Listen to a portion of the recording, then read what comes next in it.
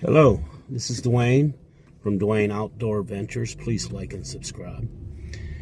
I put 2 trail cameras out. I basically got out there before the snow was completely melted in the woods where I hunt, and I followed the tracks, which way they were going, and put trail cameras according to them. Now, I'll probably eventually move the trail cameras, but they are in a different spot than where I had them previously. So we'll see what happens. Right now I'm going to check the turkeys on the posted property, see what's going on with them.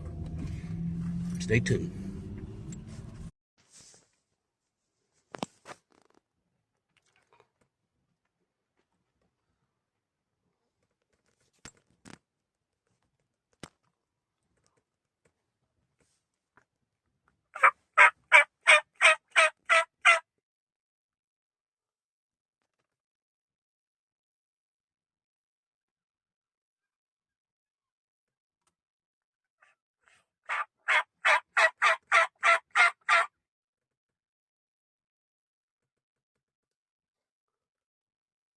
Pecking order is being established.